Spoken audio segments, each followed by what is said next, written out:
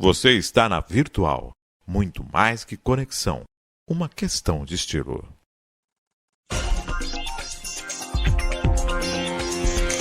Virtual News.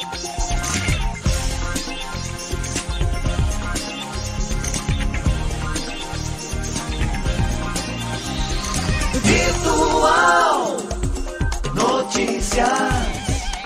Traz a informação.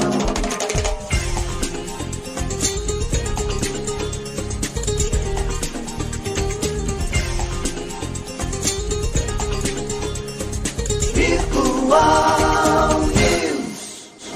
9h mais 58 minutos, um bom dia para você. Começa agora o Virtual News desta sexta-feira, dia 24 de novembro de 2023. Um bom dia aos poderes constituídos, ao Executivo, ao Legislativo e ao Judiciário. E um bom dia especial para você que faz parte do quarto poder, que é a sociedade organizada. 24 de novembro, para você que faz aniversário no dia de hoje.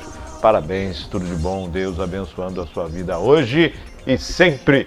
Feliz aniversário, né? Tem muitos amigos, muitas pessoas que fazem aniversário no dia de hoje. Bom, vamos começar ao vivo aqui. Deixa eu fazer um histórico no Facebook aqui com o André. Deixa eu virar assim. Pegamos aqui, tá? Eu tô aqui na câmera, aqui, mas eu tô, né? Olha lá, então o Andrézinho tá ali. Aí eu vou fazer assim. Tem luz demais ali, mas tá bom. Vamos pegando todas as telas. Peguei, fiz. Maravilha. Já tô postando já aqui, já vou compartilhar sem musiquinha.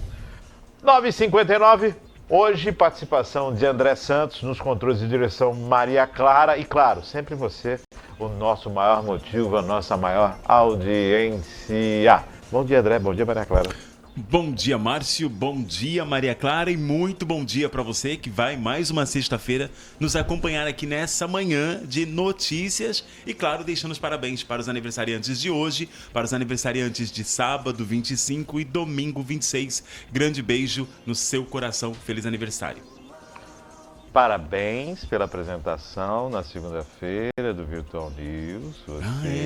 Você e Juliana. Fizemos uma dobradinha, eu e Juliana, para falar com o professor Regis, foi super interessante. Super bem, parabéns. Eu posso tirar férias. Eu posso tirar férias agora. Não foi à toa não, viu? Já foi o teste, já dá para assumir o programa já. Eu posso tirar férias, tirar as folgas, que já tem escala. Já estamos pensando em fazer o Virtual News no sábado e domingo, já tem escala, já tem o pessoal para apresentar. Gosto assim, ainda mais que, segundo as leis, né, as contratações de final de semana ficam a critério do sindicato, então eu vou acionar o sindicato. O ruim de você trabalhar com comentarista é isso, eles estão sempre bem informados. Bem ligados. André, sexta-feira chuvosa, mas sexta-feira, né? É, sexta-feira aí pra gente poder mais uma vez trabalhar e terminar a semana com as tarefas em dia, né? E aí, final de semana para poder renovar as energias mais uma vez. Maravilha. Vamos para as pautas, Maria Clara, do Virtual News? Para as pautas não, para a pauta e para as matérias, né? Vamos para a pauta do Virtual News, matérias? Isso, principais notícias desse dia 24 de novembro de 2023. É, um mês pro Natal, né? Tá certo aí, isso mesmo. Legal, já não esquece do meu presente. Cessar-fogo é estabelecido em Gaza antes da libertação de reféns. Ajuda entra no enclave. Diante da aprovação de PEC, Senado e STF sobem o tom. Lula veta a prorrogação de desoneração da folha de pagamento. Adiada a sessão do Congresso de ontem, de quinta-feira, sob a votação poderá ser no dia 28. Zanin invalida envio de dados do COAF à polícia sem decisão judicial. Concurso Ilumina Santos para a decoração de Natal abre inscrições neste domingo. Tá aí. A pauta do Virtual News, as matérias que vamos estar falando aqui durante o programa de hoje. E agora, André, vamos para aquele momento tranquilo, suave, sem polêmica, que são as manchetes, que não podemos deixar passar em branco. Para não passar em branco, isto é, decisão do Senado abre confronto verbal entre ministros e Pacheco. Jornal do Brasil, PEC do STF. Pacheco diz que recebeu agressões gratuitamente de ministros. O Globo, PEC que limita o STF. Entenda a proposta que gerou embate entre os poderes. Broadcasts. Carlos Fávaro é nomeado novamente ministro da Agricultura e Pecuária. G1. Festa de Natal é cancelada em cidade onde nasceu Jesus, segundo o cristianismo. R7. Julgamento no STF abre revisão da vida toda e está com placar de 3-1 favorável aos segurados do INSS. A Tribuna. Trabalhadores da refinaria em Cubatão passam mal com comida estragada. Estadão. Ministros do STF veem traição de Wagner em apoio à PEC e dão ultimato ao governo. Leia em bastidor. Estadão. Tensão aumenta entre Venezuela e Guiana em disputa por território. Entenda. Estadão. Após morte de bolsonarista na Papuda, Moraes manda soltar 7 réus do 8 de janeiro. 10 horas mais 3 minutos. Qual delas? Todas elas? Nenhuma delas? Fica à vontade. Não, eu acho que, assim, essa do Moraes é um interesse. Solta antes que aconteça alguma outra coisa e eu me encrenque ainda mais. Mas eu acho, Márcio, que o que não realmente é o que está em polvorosa assim, nos noticiários realmente é esse atrito entre os ministros e o próprio presidente Pacheco sobre essa decisão aí, né, de tirar a unanimidade dos ministros, né, em decisões. Essa PEC tá dando o que falar. Eu acho que isso é um assunto que vale bastante reflexão, vale bastante acompanhamento para saber em que PEC vai dar. E é claro que a gente gosta de assistir dos bastidores, apesar de não ser um exemplo, é legal a gente assistir dos bastidores essa luta entre grandes, né? Porque é uma luta dos grandes e a gente fica só de espectador. Por falar em luta, eu vou chamar a atenção para a questão do conflito e que a Venezuela vem junto com a Guiana, que a coisa pode esquentar. Porque, na verdade, é a busca por um território de mais de 160 mil metros quadrados e que tem ouro, petróleo. Tem muito petróleo naquela região. E é muito engraçado, Márcio, porque a América Latina ela sempre esteve fora de conflitos durante muitos anos.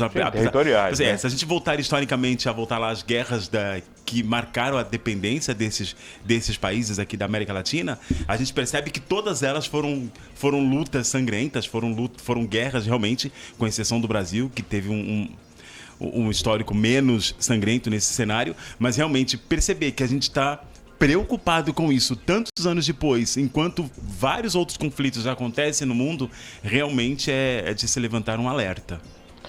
Chama atenção para essa questão que você bem disse. E lembrando que vai ocorrer um plebiscito na Venezuela para falar sobre essa anexação no território. E a Guiana já avisou. Se quiser pagar para ver, então realmente pode acender. A minha preocupação em toda uma situação dessa é a posição dos países da América do Sul. Né? América do Sul, América Central e América do Norte, por que não, né? A Venezuela já vem sofrendo embargos econômicos dos Estados Unidos, que houve uma abertura diante de um novo posicionamento junto aqui o que se considera democracia venezuelana, né? Da participação de opositores nas disputas eleitorais e houve aí o relaxamento de algumas sanções dos Estados Unidos, que podem voltar à baila novamente. E com mais esse conflito, aí fica bem mais difícil. Afinal de contas, qual é a real situação da Venezuela? Ela passa por uma situação financeira positiva? Ela tem condições realmente de entrar num embate armamentista? Será que é isso mesmo? Ocupação de um território? Será que em que momento nós estamos? Nós estamos vendo aí a situação que acontece no Oriente Médio, estamos vendo na Ucrânia e vamos ter isso aqui junto à América Latina? A gente espera o Brasil mais uma vez aí tentando, né, como Brasil tem um histórico de diplomacia e principalmente de discussão para sempre apaziguar lados, mais uma vez o presidente mandou o especialista em relações exteriores, que é Celso Amorim, não sei se você sabe, ele já está em terras venezuelanas. Aliás, ele já teve encontro com o próprio presidente da Venezuela para tentar entender e principalmente fazer com que ele volte atrás nesse sentido. Fazendo uma análise do contexto, são dois parâmetros bem diferentes em relação a isso, porque a gente tem o Hugo Chávez, Nicolás Maduro, o presidente que supostamente tem um histórico de ditador.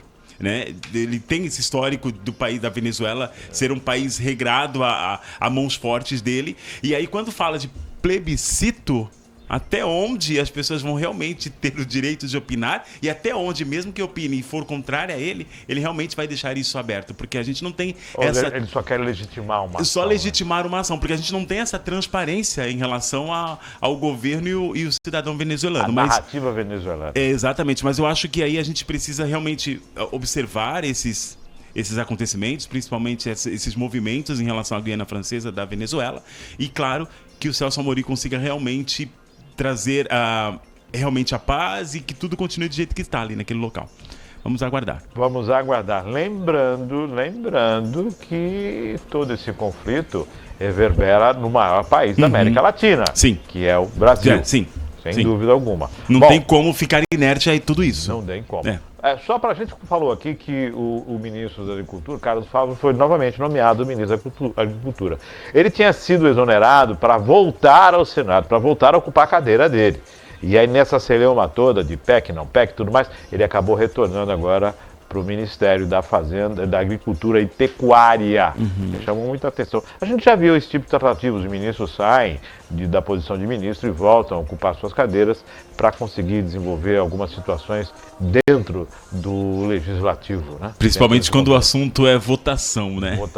São votações sobre assuntos polêmicos, e esse é um dos maiores interesses, exatamente. Nevrálgica. Tá certo, então o Carlos Fávaro está de volta. Essa questão de trabalhadores na refinaria Arthur Bernardes de Cubatão que me pegou de surpresa, ingerindo carne, alimentos, comida estragada, né? Olha que situação, hein? Esse calor também, né? Pode ser? Ou não? Ou será que foi Márcio, eu acho que não justificaria isso. Desculpa, de uma empresa... Dessa empresa tem um know-how, eles têm toda a expertise de profissionais trabalhando para isso, então eu não sei dizer é muito estranho, eu não sabia disso. Da própria refinaria, ou se são alguma terceirizada. Né? Não sei dizer isso. A matéria na tribuna está lá, então vamos aguardar. Né? Mas independente disso, eu acho que nada justifica. Não, sem dúvida. Nada justifica. Eu acho que realmente, se isso aconteceu, é uma falha muito grande de quem deixou isso acontecer. Enorme. E vamos então para a pauta do Virtual News, vamos para a matéria? Vamos falar agora sobre o cessar-fogo que acontece em Gaza, né? O cessar-fogo, o acordo entre Hamas e Israel, que começou a valer a partir das 7 horas desta sexta-feira. Vamos à matéria, que é da agência Reuters. Cessar-fogo é estabelecido em Gaza antes de libertação de reféns e ajuda entra no enclave. Um cessar-fogo temporário entre as forças israelenses e do Hamas tomou posse na faixa de Gaza nesta sexta-feira, a primeira trégua em 48 dias de conflito, que devastou o enclave palestino, mas ambos os lados alertaram que a guerra estava longe de terminar. Não foram relatados grandes bombardeiros, ataques de artilharia ou tanques com foguetes, embora o Hamas e Israel se acusassem mutuamente de tiroteios esporádicos e outras violações. O cessar-fogo, que começou às 7 horas da manhã, envolve a libertação ainda nesta sexta-feira de 13 mulheres e crianças israelenses mantidas reféns pelo Hamas em troca de prisioneiros palestinos detidos em prisões israelenses. A ajuda adicional deverá fluir para Gaza, que tem sido assolada por uma crise humanitária durante semanas de bombardeio israelita que matou milhares de palestinos.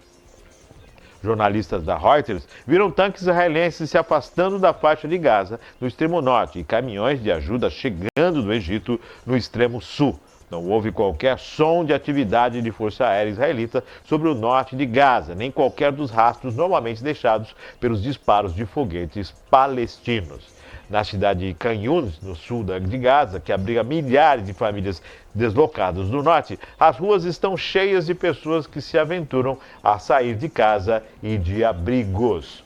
O Hamas confirmou que todas as hostilidades de suas forças cessariam, mas Abu Aida, porta-voz do braço armado do Hamas, sublinhou mais tarde que se tratava de uma trégua temporária. As informações são da agência Reuters. André. É isso, Márcio. Eu acho que realmente estava se precisando desse cessar-fogo. A gente já vem discutindo sobre isso. Aliás, todas as notícias que têm sido em relação... Todas as notícias, ou a maioria delas, têm sido internacionais, têm sido em relação a esse conflito Hamas e Israel. Eu acho que esse cessar-fogo, realmente, o Hamas, ele percebe que ele tá numa sinuca de bico, eles né, esse grupo, apesar de ser um grupo que tem o histórico terrorista de muitos anos, eles sabem como fazer isso e eles demonstram isso a cada dia. Eles não têm nada a perder, como eu já disse aqui algumas vezes, mas eu acho que nesse momento eles percebem que eles estão... Eu não digo que perdendo, é uma análise muito mais complexa de estar perdendo a guerra, de estar ganhando a guerra, mas eu acho que a partir do momento que eles abrem, é muito bom para o Israel, mas principalmente para os reféns, mas eu acho que eles estão abrindo porque realmente eles percebem que, sabe, para onde essa guerra não tem para onde ir mais, continuar com reféns. Eles não podem, eu acho que eles dariam um tiro no pé se eles realmente matassem mais reféns, ou se eles realmente tornassem isso muito mais difícil do que já está. Então eu acho que esse é o momento da gente continuar analisando, refletir. São 13 reféns, apesar de eles terem mais de 200 pessoas. E o Israel... E aí, 50, né? E aí Israel, na verdade, até houve-se alguns especialistas no assunto dizendo que porque Hamas quis cessar fogo, né? Dizem que que a guerra vai cessar fogo, mas porque Hamas quis assim, e não porque Israel quis assim. Então até alguns internacionalistas dizem que Israel acaba perdendo a força bélica porque tem que abrir mão desses conflitos para que os reféns sejam libertados, porque Hamas quis assim. Então fica esse jogo de poder, literalmente. Há uma análise em relação a isso, que é a questão de que Israel não queria um cessar-fogo durante tanto tempo. Só que tudo isso está linkado com a tortura dos reféns. São 50 reféns israelenses e a libertação de 150 palestinos, 10 por 1. Exato. Essa foi a situação. Inclusive o Hamas demorou para assinar o acordo, que isso é um acordo assinado entre as partes, né? O Qatar que fez toda a intervenção. Sim. Só que isso pode se estender se continuar havendo a libertação dos reféns. Né? E é óbvio que Israel, a gente até comentava aqui, a preocupação com os reféns, que não só são israelenses, né, são de outras nacionalidades também, né, pelo que se tem observado. E como é que vai desencadear isto? Afinal de contas, não é somente a questão dos reféns, são os palestinos que estão enfrentando toda uma escassez. E a ajuda humanitária está lá, aguardando para atravessar a fronteira, que começou a atravessar a fronteira hoje, para dar suporte e sobrevivência a essas famílias. Nós tivemos aí durante a semana relatando sobre bebês que saíram do hospital e foram atendidos no Egito, foram ambulâncias com UTIs neonatal, toda uma situação para a retirada dessas crianças, esses recém-nascidos, tudo isso envolvendo os bombardeios que começaram depois de 7 de outubro, da investida do Hamas, que matou 1.500 pessoas e fez mais de 250 reféns. Isto posto, agora é aguardar que Israel, por um lado, aceita a trégua e define que, para ser mantida a trégua, tem que se continuar soltando reféns. Exatamente, é bem isso mesmo. Qual era a preocupação de Israel? Era o Hamas se reorganizar. Mas diante de tudo que já foi acontecendo, eu não existe essa possibilidade que o Hamas consiga se reorganizar dentro de uma faixa de Gaza que está bem avariada. E agora, com toda essa desordenação dos túneis e das centrais e isso, quer dizer, ficam sempre células isoladas, né? Nessa questão do conflito. Mas o que atrapalha bastante. Eu acredito que com esse primeiro momento, eu acho que a guerra tende agora a esfriar. Óbvio, essas declarações são para dizer que, não está tudo bem não estou de paz com você não. Se não caminhar do jeitinho que a gente quer, a gente volta. Mesmo porque pelo histórico desse grupo terrorista, eles jamais assumiriam que tipo assim, eu estou na pior situação, então eu estou abrindo mão do que eu acho de direito. Então é claro que eles vão entrar com essa narrativa de que é só por tempo determinado. Mas aí isso vai reverberar também naquela questão das pessoas que querem sair da faixa de Gaza, que vão sair pelo Egito. Não é que abriu, agora vai sair todo mundo, não. Isso agora tem mais uma celeridade, avança um pouco mais, tem tudo mais de intensificação, porque a faixa agora, a fronteira vai ser aberta, mas não escancarada, né? Vai ser aquela questão bem... Vamos aguardar aí. Graças a Deus as pessoas não sendo mais bombardeadas, que é o que a gente fala, né? Hamas é uma coisa, Palestina é outra. Exatamente. Vamos à próxima matéria? Bora. Vamos à próxima matéria. Bom, a polêmica da PEC contra decisões burocráticas tomou conta dos noticiários após a votação no Senado na quinta-feira, dia 23. Vamos entender um pouco mais do posicionamento dos ministros e do presidente do Senado que subiram o tom no discurso. Diante da aprovação da PEC, Senado e STF sobem o tom. O presidente do Supremo Tribunal Federal, ministro Luiz Barroso, disse que a proposta de emenda à Constituição, a PEC, que limita decisões individuais dos ministros da Corte, não é necessária e não contribui para a institucionalidade do país e não vê razão para mudanças constitucionais que alterem seu funcionamento. O Supremo Tribunal Federal não vê razão para mudanças constitucionais que vivem alterar as regras do seu funcionamento. Num país que tem demandas importantes e urgentes que vão do avanço do crime organizado à mudança climática que impactaram a vida de milhões de pessoas, nada sugere que os problemas prioritários do Brasil estejam no Supremo Tribunal Federal, declarou Barroso. O ministro Gilmar Mendes, decano do STF, diz que alterar as regras que garantem o funcionamento do Supremo podem ser considerados inconstitucionais. Mendes também afirmou que a Corte não admite intimidações. Esta casa não é composta por covardes, não é composta por medrosos, concluiu. O ministro Alexandre de Moraes diz que a Corte não é uma composta por covardes nem por medrosos. Moraes afirmou que a Constituição garante a independência do Supremo. Essa Corte não se compõe de covardes nem medrosos. A Constituição garantiu a independência do Poder Judiciário, proibindo qualquer alteração constitucional que desrespeite essa independência e desrespeite a separação dos poderes, afirmou. A discussão de ideias, o aprimoramento das instituições são importantes instrumentos da democracia, mas não quando escondem insinuações, intimidações e ataques à independência do Poder Judiciário, concluiu.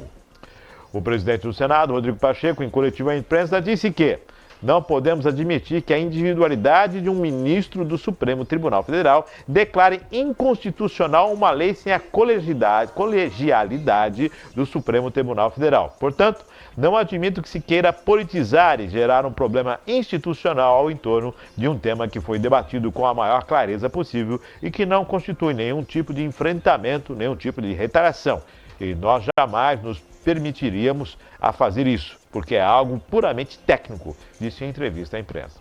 Quero dizer que nenhuma instituição tem o monopólio da defesa da democracia no Brasil. Aqui desse púlpito e do plenário do Senado Federal, eu, como presidente do Senado, defendi o Supremo Tribunal Federal, defendi a Justiça Eleitoral, defendi as urnas eletrônicas, defendi os ministros do Supremo Tribunal Federal, defendi a democracia do nosso país e repeli a todo momento as arguições antidemocráticas, disse. Isso não significa que as instituições sejam imutáveis, intocáveis em razões de suas atribuições, acrescentou.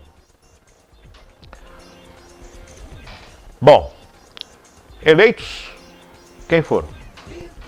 Pelo povo. Pelo povo, os ministros, os senadores e deputados, e presidente. Enfim, toda a classe. Escolhidos, indicados pelo Executivo. Todos os ministros. Chancelados pelo Congresso. Pelo Congresso. Quer dizer, tá tudo certo, né? Até aí tudo bem. Tá tudo certo. Só que quem faz leis? Quem muda as leis? Se nós voltarmos aqui nos embates, nós temos a questão da descriminalização das drogas e a questão do aborto. Que foram... São temas que o Supremo Tribunal Federal começou a debater sobre o assunto, legislar sobre o assunto, e que aí o Pacheco mesmo já entrou com essa questão da descriminalização, dizendo que qualquer quantidade, posse de qualquer quantidade de droga é crime. A questão do aborto também já vem por essa situação. E outras mais que o Congresso vem se posicionando e defendendo que a harmonia e a independência têm que ser regidas. Só que, quando se altera a Constituição, você está afetando o Supremo ou não? Será que o Supremo é afetado? Será que os ministros estão acima da Constituição, acima de uma alteração? Ou não? É uma retaliação ou não? O Congresso está correto? O Congresso está errado? De acordo com o levantamento, o número de decisões monocráticas desde 2007 foram muitas. De lá para cá, em torno de 80 a cada ano por ministros. Então, todo esse levantamento foi feito. E essa PEC, ela originou em 2019 e foi reformulada em 2021. Quer dizer, ela não nasceu ontem. Ela vem de outros governos. André. Márcio, eu acho que é bem isso que você falou. A gente tem um histórico também em cima de tudo isso que já está acontecendo, como você disse, desde 2019, sendo discutida. Eu acho que esse impasse entre esses dois poderes, a gente só percebe olhando daqui, como espectador de toda essa situação, que é muito mais uma movimentação e um ceticismo muito mais pessoal do que técnico. Porque o que leva em discussão não é a capacidade de nenhum dos ministros. Eu percebendo daqui, não se está levando em discussão a capacidade dos ministros de julgarem ou de determinarem ou de repente acharem ilegal ou não. É o fato das decisões monocráticas e principalmente nesse caso, discussões que já estão sendo discutidas no órgão de direito, que é a Constituinte, que é o Congresso. O Congresso, onde os senados discutem as leis e aí, a partir daí, essas leis têm que ser votadas como todas as leis. Como você disse, quem criam as leis são eles. E aí os ministros acabaram tomando decisões monocráticas de um assunto que está sendo discutido e pautado para que seja votado. Então, eu acho que só precisa ter consciência de qual é a pauta dessa discussão. Entendeu? Isso posto, eu acho que os ministros, eu acho que está uma guerra de narrativas desnecessárias e que a gente, como cidadão, não precisaria passar por isso. Porque, realmente, como eu disse, percebe-se aí a insatisfação dos ministros pelo presidente do Senado realmente trazer a PEC e a PEC ser aprovada. E fica aquela coisa de traição de partidos, de traição de governos, de traição de ministros ou de trabalhos que foram jogados na lama porque essa PEC foi aprovada. Eu acho que bom que foi aprovada. Eu acho que que tem que se ler realmente. Eu não cheguei a ler nada dessa PEC, desse novo processo, para saber realmente se as decisões que impedem os atos monocráticos desses ministros, elas estão realmente nesse parâmetro que eu trouxe de assuntos que estão sendo discutidos no Congresso e aí um juiz do ministro vem e pauta uma decisão monocrática e tenta impedir tudo que está sendo discutido e que é defendido por lei. Bom, eu vou de acordo com o estudo do Senado para validar a proposta, na justificativa da nova proposta, o senador Oriovisto, né, apresenta números de um estudo segundo o qual entre 2012 e 2016 o STF teria tornado 883 decisões cautelares monocráticas, em média 80 decisões por ministro. O mesmo estudo indica que o julgamento final dessas decisões levou em média entre 2007 e 2016, 2 anos. Esse grande número de decisões cautelares monocráticas, na visão do autor da PEC, acaba antecipando decisões finais e gerando relações de insegurança jurídica. Ou seja, há uma decisão, se entende que essa decisão ela não está balizada em alguma outra situação, mas existem vários entendimentos, causa-se uma jurisprudência e se causa uma insegurança jurídica. Isso vale? Isso vale para o todo? Isso vale para agora? E o que vale antes? E o que não vale? Qual a decisão? O que seguir? E insegurança jurídica prejudica o país em todos os aspectos. E eu acho que a nossa maior defesa, a nossa maior defesa enquanto cidadão brasileiro ainda é a democracia, né, Márcio? Sim. E quando você vem com uma ação em que você julga pela sua visão, sem discutir com os pares e sem entender como isso chegou, e aí você já atropela todo esse conceito. Então eu acho que realmente é entender esse relatório que se traz de quantos atos monocráticos já foram tomados nesse decorrer do tempo, é de se espantar. Então realmente precisa-se, eu acho que olhando por essa panorâmica, realmente precisa-se chegar e falar, calma, vamos discutir o assunto, vamos ver o que vai ser votado, vamos de repente... E aí, lá na frente, olha, apresentar, é como a gente fala, é defender as suas teses sempre. Uma das coisas que me chamou a atenção em tudo isso foi a preocupação em relação ao recesso do judiciário, que durante o recesso, né, a corte para somente os juízes de plantão. E eu me fiz o seguinte questionamento. O trabalhador brasileiro, ele tem uma férias programada. Quando ele é assalariado, ele tem um emprego, quando ele é assinado. Quando ele é dono do próprio nariz, ele não tem férias. E aí, nessa situação, o brasileiro ele tem uma férias programada. E a empresa não para, o setor não para. O setor privado não para. O brasileiro produtivo está ali. E por que o Congresso e o Senado têm necessidades de recesso? Tendo em vista que nós temos inúmeras leis que precisam ser analisadas, votadas, temos em vista um número de processos que existem parados nesse país. Vira e mexe se fala em mutirão no judiciário, mutirão para ver nos processos no presídio que tem pessoas que já cumpriram suas penas, mas não têm liberdade porque o processo ainda não andou. Mutirão por isso e mutirão por aquilo. E aí eu me pergunto, e por que o recesso? Sendo que a gente precisa de celeridade em tudo isso, né, Márcio? Por que que não existe ministro substituto? O ministro tira férias e o outro assume. É o que. É esse férias paralelo que você traz. Eu vou sair em novembro de férias, igual todo mundo faz, igual é o brasileiro. Como disse o Gilmar Mendes, de repente eu estou querendo que os ministros se tornem pessoas comuns, né? Pode ser.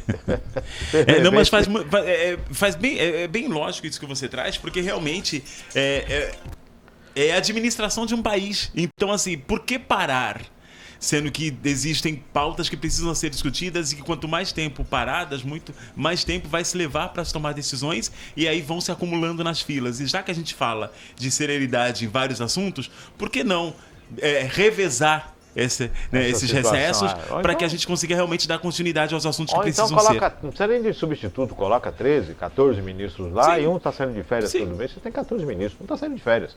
Você vai ter férias, todo mundo tirando férias, aí 30 dias de férias. Ministro, tem 30 dias de férias para você. Para Exato. Tribunal. Pronto. Simples assim, né?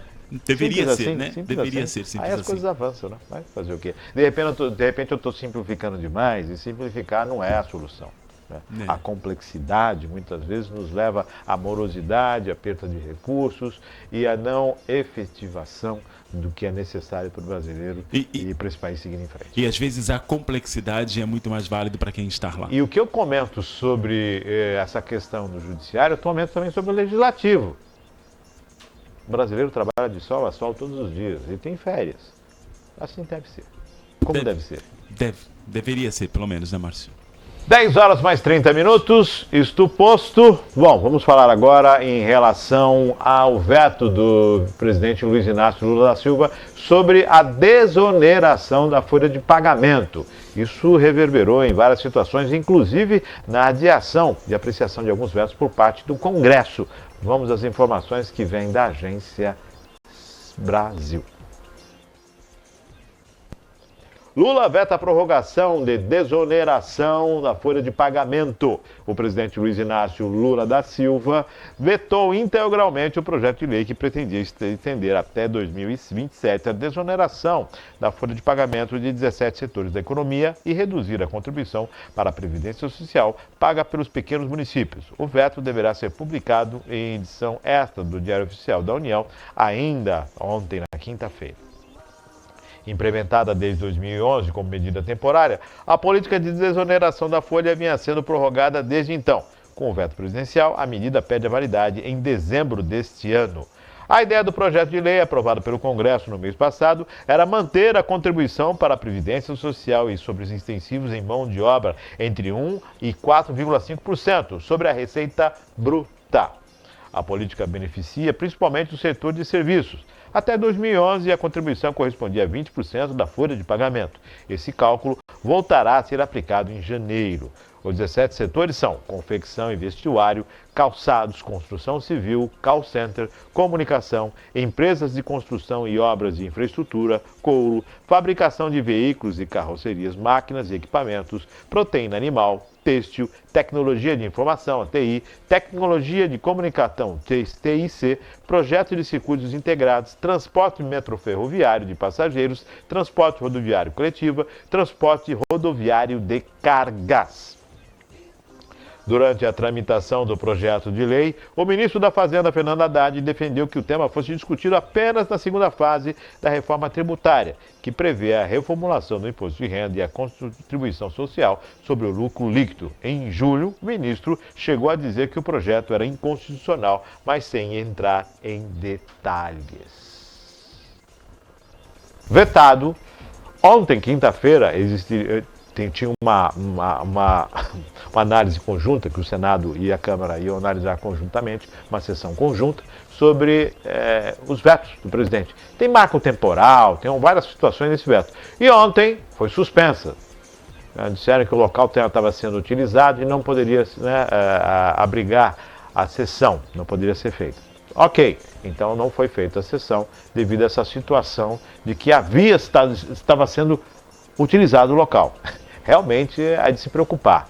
Um Congresso, um Senado que lida com questões nacionais está sobre uma situação tão pequena, de uma agenda no local, o local não está disponível. Quer dizer, bom, isso é discutível, mas tudo bem. Vamos entender como sendo um ato sem nenhum propósito. Foi por acaso. O Senado ficando sem lugar para fazer uma Assembleia Conjunta por acaso, para analisar os votos. Mas agora, com essa questão do veto da desoneração, que já era aguardado e muitos já avisavam, o próprio Congresso já tinha dito que se vetasse ia voltar para o Congresso, como vai voltar para o Congresso junto com os outros vetos, e provavelmente o Congresso vai derrubar. André. Márcio, eu fiquei super espantado quando eu vi essa notícia ontem à noite. Hoje de manhã os jornais estavam só falando disso, a maioria das páginas. E é complicado porque o Brasil está devendo muito dinheiro. A gente está com um buraco de quase 200 bilhões. E é claro que o governo precisa dar um jeito de pagar essas contas. São as dívidas públicas e eles precisam dar um jeito de pagar essas contas. Até aí, ok, tem que se virar.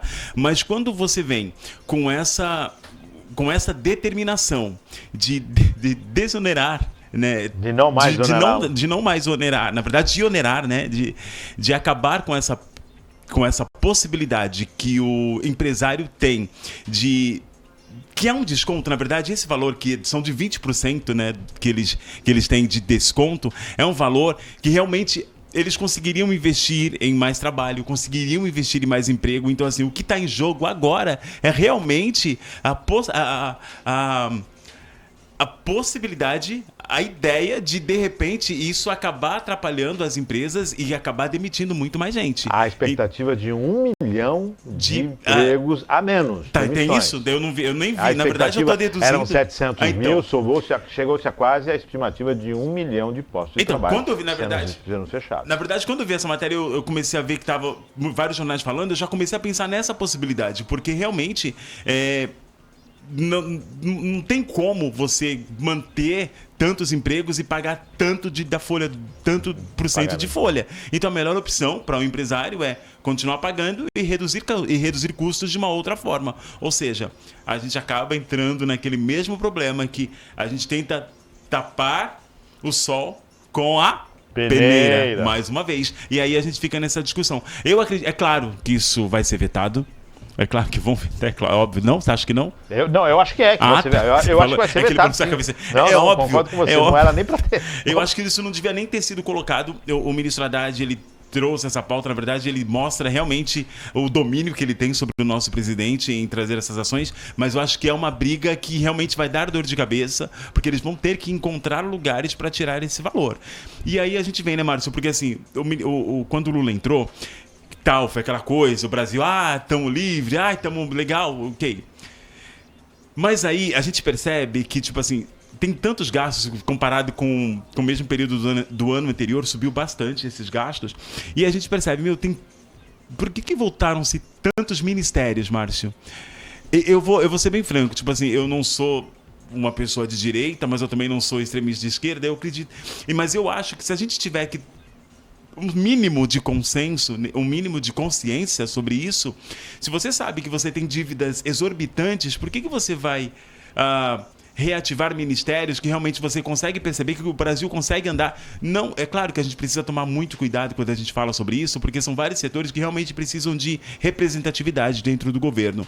Mas eu acho que tinha que ser posto na balança o que aconteceria dentro de um ano, que é o que a gente está vendo agora. O que você está me dizendo é o seguinte, que na verdade a representatividade ela tem que ser exercida. Sim, perfeitamente. A forma como que você vai exercer essa representatividade determina muito o que você tem de gastos no Exatamente. governo. Então, para você criar ações em determinados setores, você tem que primeiro entender como você vai operar naquele setor. E se toda uma estrutura que você está tentando disponibilizar, se ela tem toda uma condições de se manter. Financeira de se manter. Nós dissemos, a matéria disse bem que, na verdade, começa a partir de janeiro. Sim. E o que começa a partir de janeiro? O orçamento de 2024. Exatamente. Que nós já sabemos do déficit que existe. Que tá. O governo está querendo arrumar dinheiro de tudo quanto é lugar para conseguir manter, porque senão vai ter que cortar. Como é que você faz com mais de quase 200 bilhões de déficit? Não tem como. E não é para esse ano, já é para o ano que vem. Só que as empresas já fazem a sua programação diante disso. Janeiro é um mês. Sabe aquele janeiro que o brasileiro fala, poxa, janeiro é quando eu pago IPTU, IPVA, isso, aquilo, despesa, aquele mês. Então, para a empresa também. Né? Então, puxa o freio, demissão, começa. Porque o empresário não vai deixar de ter lucro.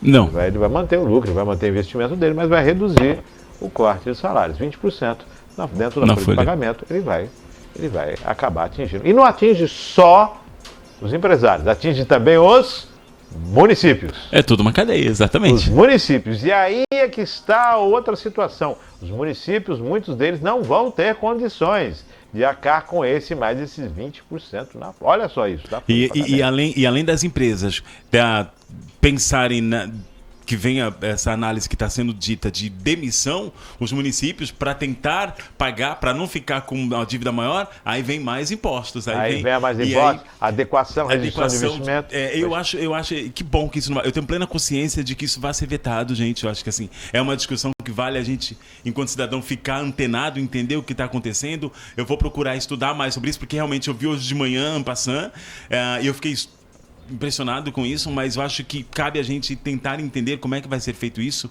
porque mesmo sabendo que vai ser vetado, a gente sabe que foi vetado. E o que vai ser feito para que essa dívida seja realmente paga? Como é que funciona, para quem está assistindo a gente agora, entender como é que funciona esses projetos, né? Foi aprovado pelo Congresso, que é a Câmara dos Deputados, e o Senado, foi aprovado o projeto e segue para a sanção da presidência, para a autorização do presidente.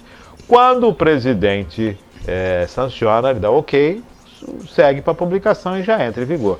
Quando não, ele veta, o veto retorna ao Congresso para ser analisado em sessão conjunta. E essa análise, se for derrubado o veto, o Congresso tem a autoridade para publicar e se tornar lei. Isso vale tanto no Congresso, isso vale também nas assembleias, isso vale também nas câmaras. Quando um prefeito veta uma lei, essa lei volta, o artigo da lei, ou a lei completa, essa lei volta para o Legislativo e a análise dos vereadores acabam derrubando a lei ou não, derrubando o veto ou não, e publicando a lei, e ela se torna fato. O que ela entra em vigor. Muitas vezes tem uma condição de que alguns senões, referente a gerar despesas, a versar sobre matéria orçamentária, toda uma situação que tem alguns embrólios jurídicos aí em algumas situações. Mas nesse caso do Congresso, não. Derrubou, vai, ponto. Não existe impacto que já está vigente, né? Então tem toda a situação. Bom, vamos aguardar, né, André? Gente, eu acho que cabe a gente realmente, como o Márcio trouxe, esses assuntos econômicos são assuntos complicados e muitos de nós acabamos deixando de lado para que a gente não... Porque a gente pensa assim, não entendo, é complexo. E na verdade a gente precisa realmente estar antenado para que a gente realmente possa debater sobre, entendendo sobre o que está acontecendo e principalmente onde isso reflete no nosso bolso. O que é bom entender o brasileiro é o seguinte, vai onerar a folha de pagamento, vai faltar para pagar funcionário, vai ter demissão. Exatamente. 10h42... Nós falamos ainda durante a matéria anterior, né? Falamos a respeito do Congresso. E agora vamos falar a respeito dessa sessão conjunta entre Senado e Câmara, que iria analisar os vetos do presidente Lula. Adiada a sessão do Congresso de ontem, votação poderá ser no dia 28. Foi adiada a sessão conjunta do Congresso Nacional, marcado para quinta-feira, no dia 23. A pauta inclui 34 vetos presidenciais e 7 projetos de lei com créditos suplementares. O presidente do Senado, Rodrigo Pacheco, foi informado pelo presidente da Câmara, Arthur Lira, de que o plenário onde acontecem as sessões estava ocupado. As informações são da agência Senado. 28, quarta-feira que vem. Quarta-feira não, terça-feira, né? Terça-feira que vem. Terça-feira, 28 de terça-feira. Terça-feira que vem, dia 28. Então tem a sessão no Senado, a sessão conjunta entre Câmara dos Deputados e Senado Federal, que irá analisar os vetos. 34 mais 35 vetos do presidente Lula. E que engraçado, né, Márcio? Tipo, é como você já trouxe isso, na verdade. É realmente um Congresso Nacional com tantas pessoas trabalhando para que as coisas funcionem ou não. Né? E aí, de repente, quando se precisa de uma reunião em conjunta desse porte, dessa relevância de assunto, e de repente, por conta de não ter um espaço adequado. Está ocupado. Na verdade, esse espaço está ocupado e não existe outro. Então, assim, é muito estranho, realmente de colocar a mão no queixo e falar assim, caramba, é o jeitinho. Um Brasil... É o jeitinho, né? Sei lá, é de se estranhar, é de se colocar o dedo no queixo e pensar, meu Deus do céu, caramba, um assunto tão importante, um assunto que realmente precisa ser discutido o quanto antes. Programado, não caiu de paraquedas. Exatamente, tem essa. Essa sessão conjunta, ela foi adiada, era para ter sido no início do mês. Houve uma negociação entre os líderes de bancada e ela foi agendada para o dia 23. Agora ela passa para o dia 28. E aí realmente a gente percebe aquelas articulações de interesses próprios, né? Porque essa coisa, você sabe como é que funciona vetar o presidente, você sabe que cabeças podem rolar, a gente sabe como é que funciona esse cenário. Forças ocultas acabam. Então as pessoas estão preocupadas. As pessoas que têm que estar lá provavelmente estão preocupadas, e é claro que quanto mais protelar, melhor para eles. Vamos ver como é que vai ser isso, e eu estou ansioso para ver a terça-feira da semana que vem, dia 28. Para saber o que vai acontecer. Eu acompanho, tá, gente? Você imagina só, dia 28, já daqui a pouquinho já está batendo Maria Clara, falou no início do programa, né? Daqui a pouquinho falta 30 dias para o Natal. Daqui a pouquinho já está chegando aí recesso. O Congresso vai até o último minuto e vai tocar essa situação toda. E tem muito assunto polêmico que tem que ser finalizado antes de 2024. 10 horas mais 45 minutos e o ministro Zanin já vem se posicionando no Supremo, né? Algumas situações em que o ministro chama para si algumas responsabilidades e dá suas definições. Vamos acompanhar a matéria que vem da Agência Brasil. Zanin valida envio de dados do COAF à polícia sem decisão judicial. O ministro Cristiano Zanin, do Supremo Tribunal Federal, decidiu na quinta-feira, dia 23, em Brasília, validar o compartilhamento de dados de inteligência do Conselho de Controle de Atividades Financeiras, o COAF, requisitados diretamente pela polícia sem decisão judicial prévia. A decisão foi tomada em um recurso do Ministério Público do Pará, para derrubar liminar do Supremo Tribunal Federal, que impediu o uso de informações financeiras em uma investigação sobre lavagem de dinheiro. O STF entendeu que o compartilhamento de relatórios do COAF só pode ocorrer sem autorização judicial a partir da iniciativa do próprio órgão e não por solicitação policial. Argumentação.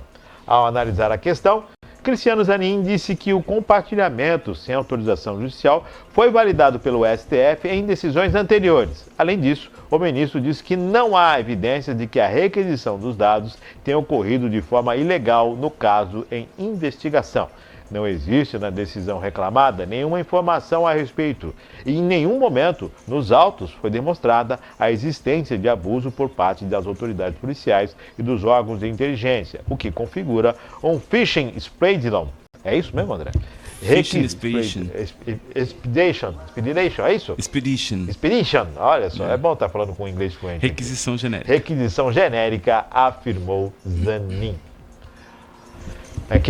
Como é que é? Phishing expedition. Phishing expedition. Expedição genérica. Bom, colocando no tupiniquim nosso aqui, o que acontece? Aí eu pergunto, foi uma decisão burocrática? Na verdade, eu tô até vendo aqui, porque assim, percebe-se uma decisão monocrática, mas ele, na representação, foi uma decisão monocrática porque foi sem ordem judicial, sem a decisão judicial, ou sem a discussão. Tinha uma decisão do Supremo, ele foi contrário. Mas ele trouxe, mas aí ele trouxe ali embaixo que você trouxe, que já tinha sido decidido antes, né? Então, assim, é engraçado a gente...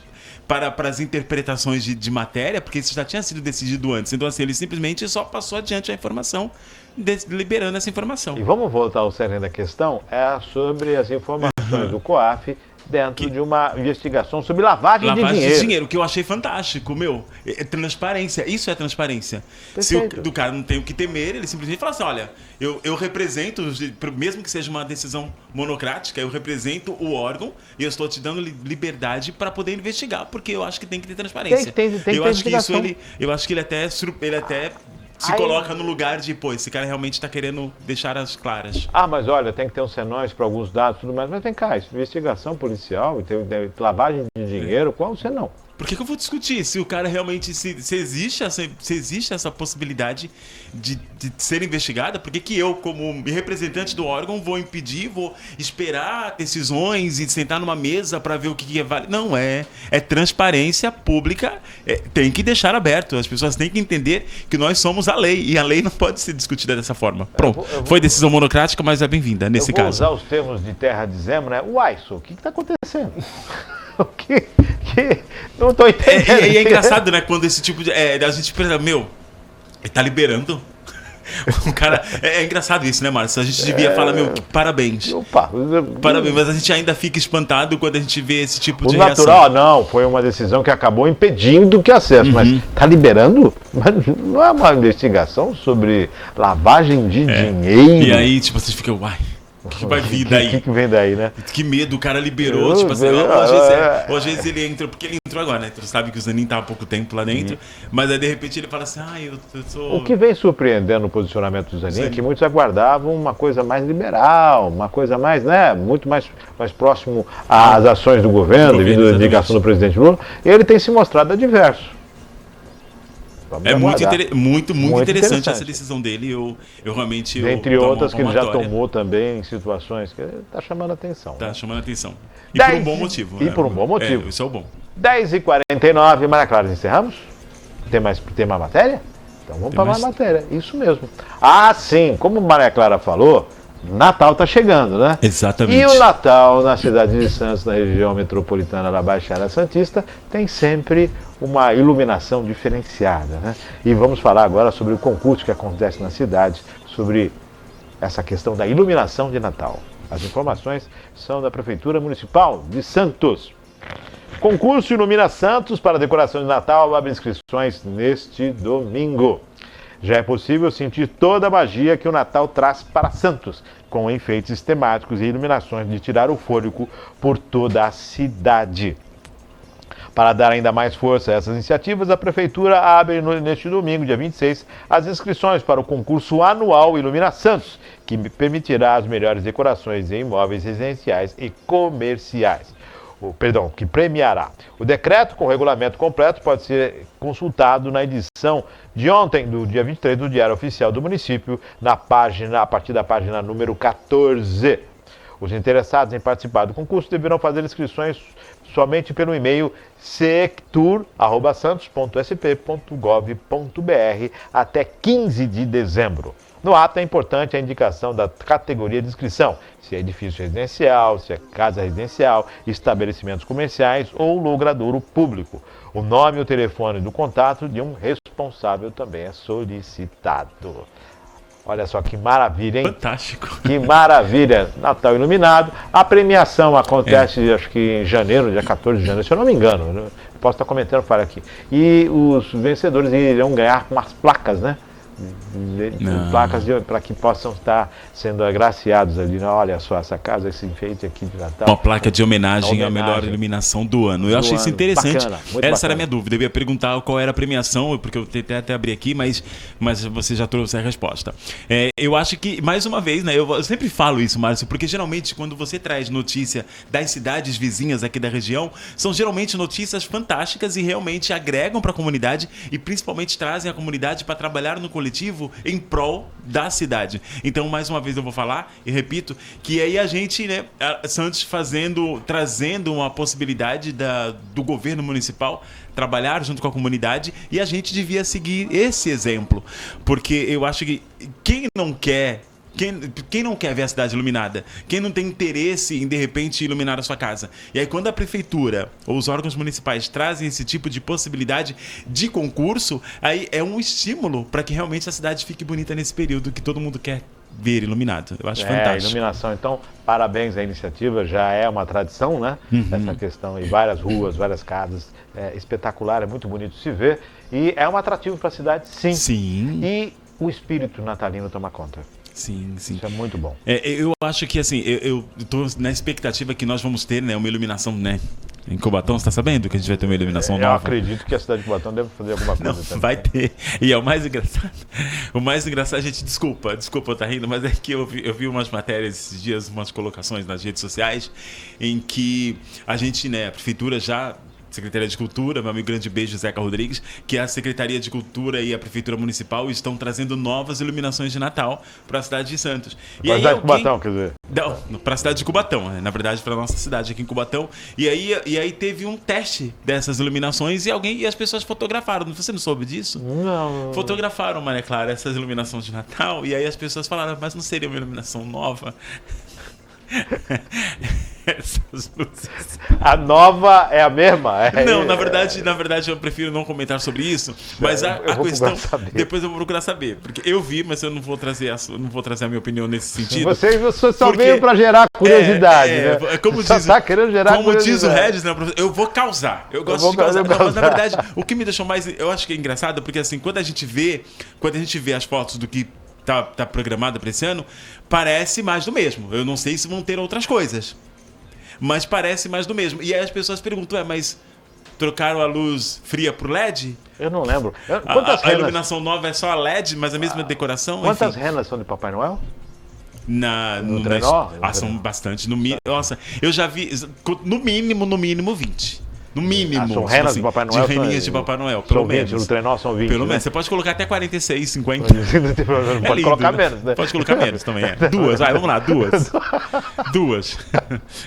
Tá certo. Mas enfim. Mas, gente, desculpa, é que realmente eu fiquei curioso, porque eu tô muito na expectativa de ver a nossa cidade, principalmente o centro, muito bem iluminado.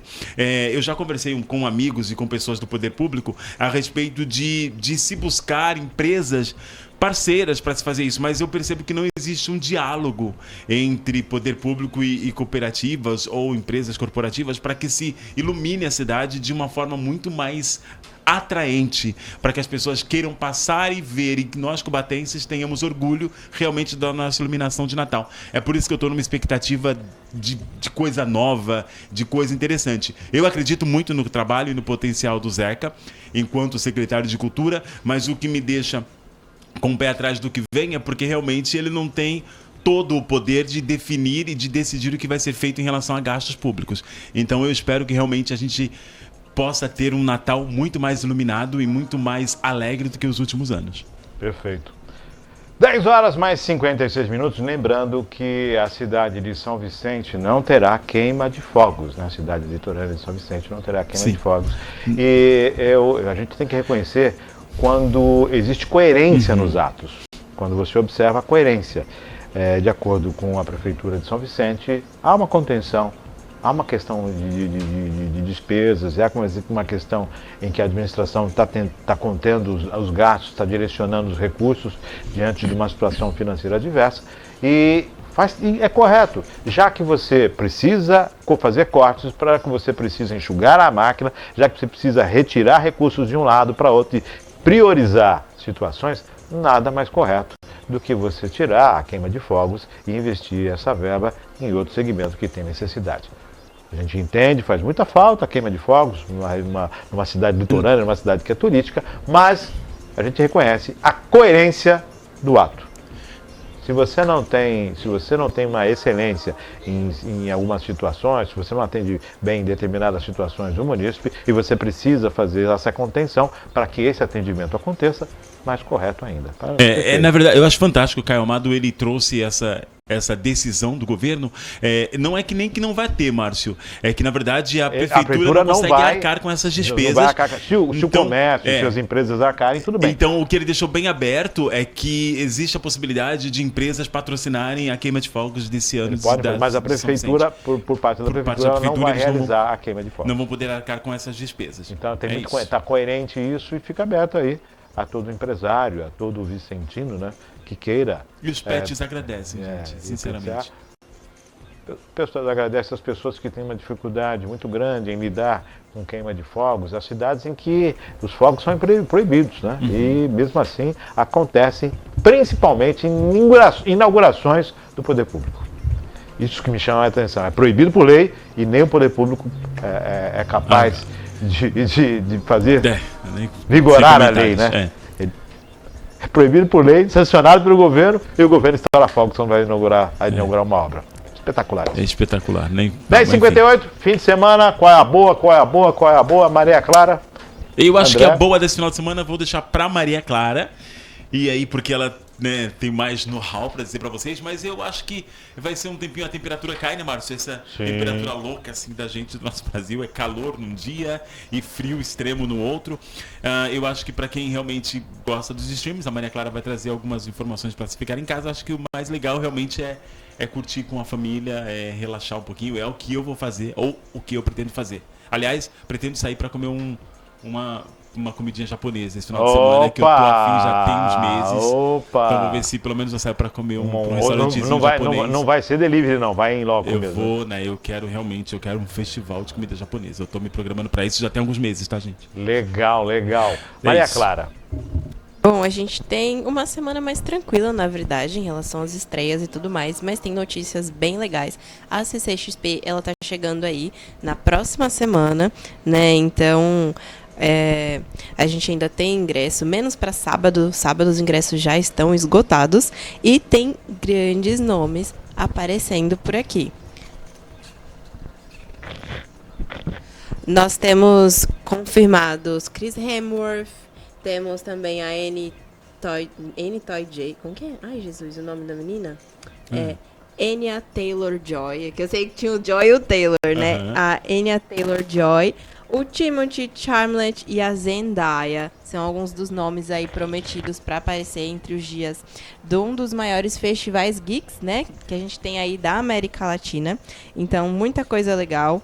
Nos streamings, a gente tem Round 6, o reality show, ou seja, aquela série super doida que foi sucesso mundial. Tem aí o reality show de verdade já disponível na Netflix. Casamento Grego 3 nos cinemas. União Instável na Netflix.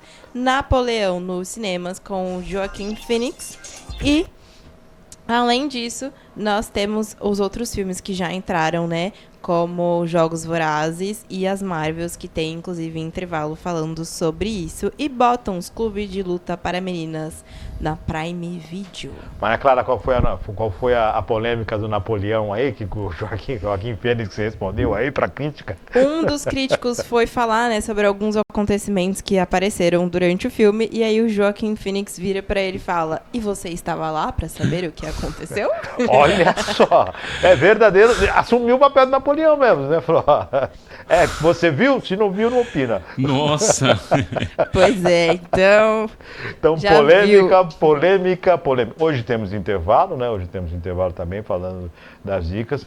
Pro fim de semana, legal o streaming, curtiu uma em família, uma pipoca, sofá, uma telinha, ou ir pra telona também, é muito bom, né? É uma das possibilidades. Já que pé na areia, você pode até colocar, mas se tiver com guarda-chuva. Caso contrário, fica difícil, né, André? Eu acho interessante, eu fiquei interessante do Napoleão, porque eu gosto muito de história, né, Márcio?